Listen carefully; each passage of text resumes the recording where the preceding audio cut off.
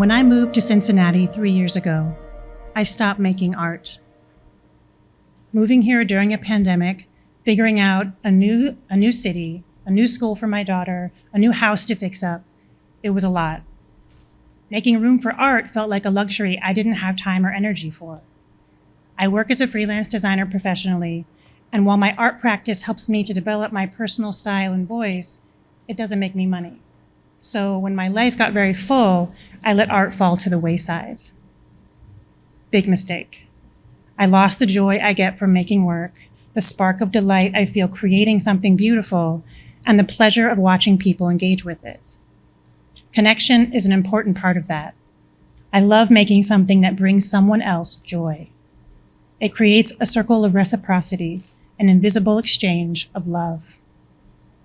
Back when I lived in Washington, D.C., I had a consistent studio practice at an art center and was part of a vibrant community of artists and designers. I could easily drop into a friend's studio or take classes to learn new skills.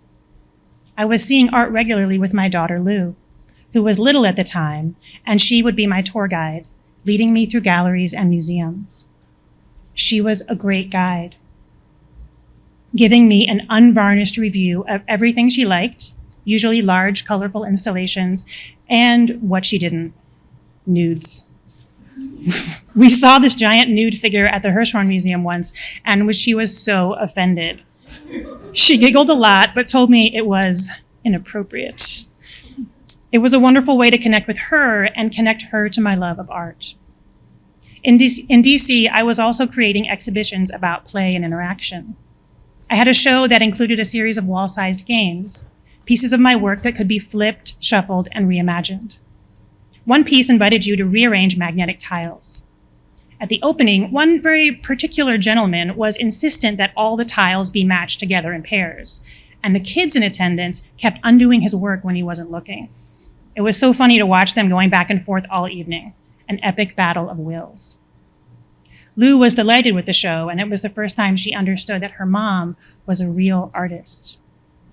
At another exhibition, I created an outdoor installation, a series of hanging banners in an old pump house foundation that formed a tiny sanctuary. A friend who lived nearby the site gave me almost daily updates on how people were interacting with it. She reported that neighbors were meeting there, runners taking breaks, even kids after school hanging out. I was worried that it might get vandalized, but at the end of 6 months, the only damage was a little moss growing on a few of the banners.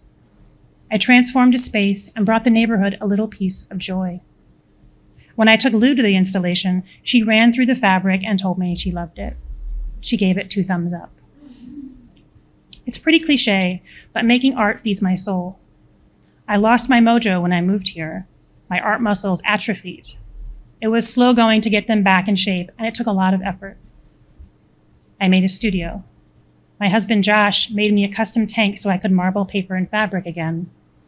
And as masks came off and leaving the house became normal, I started seeing art and performance here in Cincinnati.